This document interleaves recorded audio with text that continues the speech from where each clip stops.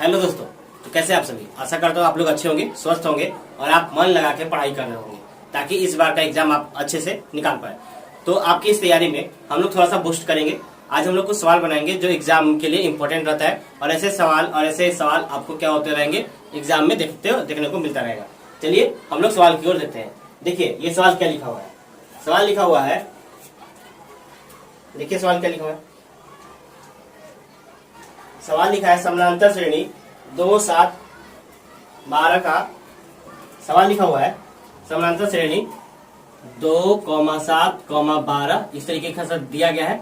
आपसे 10वां टर्म पूछा गया है। यही सवाल है ना। बोला गया 2, 7, 12 इस तरीके से ये आगे बढ़ते जाएगा। तो आपसे 10वां टर्म पूछा गया कि 10वें नंबर पे कौन सा नंबर आएगा। इस तरह का मैंने आपको सवाल करवा दिया था। इसका मैंने आपको फॉर्मूला बताया था कि 10th टर्म क्या होगा।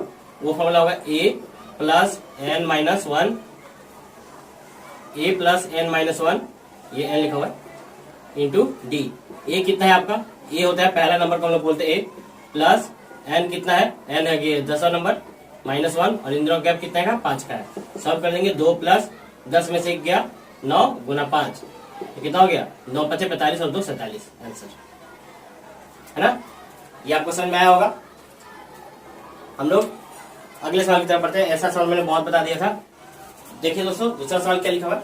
दूसरा सवाल लिखा हुआ है कि 2 अंकों वाली एक संख्या इस प्रकार है कि उनके अंकों का गुणनफल 8 है। यदि संख्या में 63 जोड़ा जाता है तब अंकों के साथ परस्पर बदल जाते हैं तो संख्या के अंकों का योग कितना है।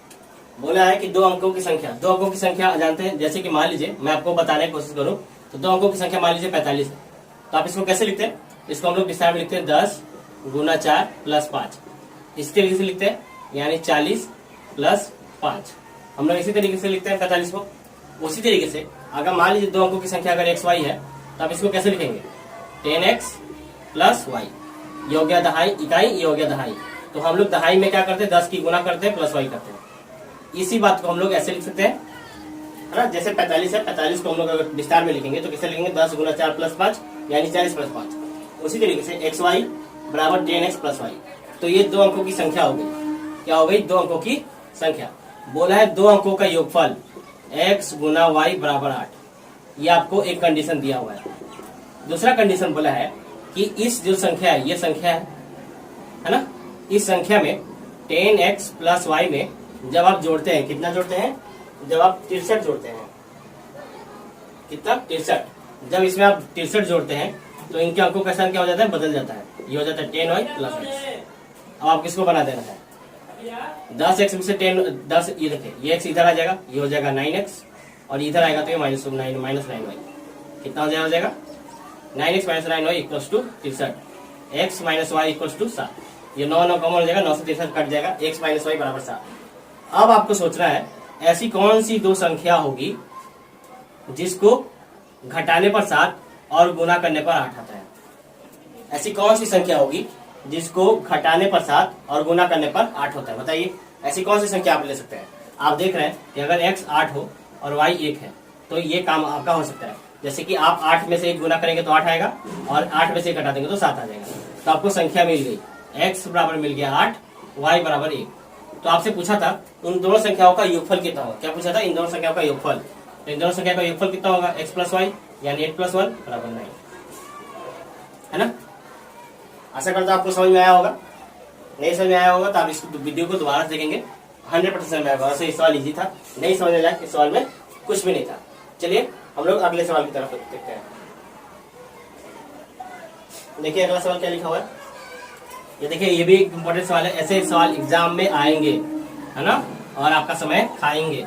तो आप अपना समय बर्बाद न करें, इसको सीख लीजिए अभी बेहतर तरीके से। लिखा हुआ है कि वैदिक की मासिक आय और व्यय के बीच का अनुपात 8:5 है।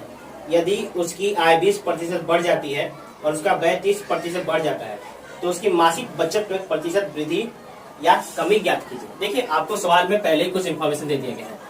पहले दिया गया है इनकम अनुपात एक्सपेंस, कितना दिया है 8:5, ये दिया है 8:5। देखिए अब ये सवाल दिया गया है, इसमें बोला गया है कि इनकम में, आय में 20% की वृद्धि और एक्सपेंसेस में भी कितने की वृद्धि बोला है 30% की वृद्धि कर दी गई है। ऐसा सवाल बोला है। देखिए अब जैसे कि ये सवाल दिया, income ratio expense equals to 8:5, income में 20% की वृद्धि और एक्सपेंस में 30% की वृद्धि, है ना। तो अगर आप 8 का करने जाएंगे तो आपको करने में थोड़ा सा असुविधा हो सकता है, इसीलिए हम क्या करेंगे, अपने से एक एक जीरो यहाँ बढ़ा देंगे, तभी भी रेशो 8:5 ही रहेगा। 80/50 बोला इनकम को 20% बढ़ा दो, तो 80 का 20% कितना होता है, 80 का 20% होता है 16। बोला है बढ़ाने के लिए, तो आप इसमें क्या करेंगे, जोड़ देंगे, कितना हो गया 96। और एक्सपेंस को बोला है 30% बढ़ा दो, तो 50 का 30% कितना होता है 15, इसमें भी आप 15 जोड़ दीजिए, कितना हो गया 65। तो आप देख रहे हैं कि आपका नया रेशियो क्या आया, ये आया कितना 96:65। पूछा गया था कि इसमें के मासिक बचत में वृद्धि पूछा गया था, बचत में वृद्धि बोला कि इसके बचत में कितना वृद्धि या कमी हुआ है पूछा गया है। तो आप देखेंगे कि इनकम 80 है, एक्सपेंस 50 है, तो सेविंग कितना हो जाएगा 30 हो जाएगा कि नहीं हो जाएगा। हम लोग जितना कमाते हैं और जितना खर्च करते हैं उसी का डिफरेंस सेविंग कहलाता है। जैसे कि आप 100 रुपये कमाए, 100 रुपये में से आप 80 रुपये खर्च कर दिए, कितना रुपये बचा 20 रुपये, वही आपका सेविंग है। सेम उसी तरीके से 80 में से 50 घटा दिए 30 आ गया। उसी तरीके से यहाँ पे आप एक्सपेंस निकालेंगे, सॉरी क्या बोलते हैं उसको, सेविंग। क्या निकालेंगे, सेविंग। तो सेविंग कितना आ जाएगा, 6 में से 5 गया 1, 9 में 6 गया 3। तो आपका बचत में कमी हुआ कि वृद्धि हुआ, पहले सेविंग होता था 30, अब सेविंग होता है 31। तो जाहिर सी बात है सब बच्चे लोग को दिख रहा है कि इसमें आपका वृद्धि हुआ। कितना का वृद्धि हुआ, एक कितने पर 30 पर। प्रतिशत निकालने के लिए आपको 100 से गुना करना पड़ता है ना। तो गुना कर देंगे 10/3 मतलब 3.1/3% आंसर, है ना। बहुत छोटा सा सवाल था, इजी सवाल था, आपको समझ में आया होगा।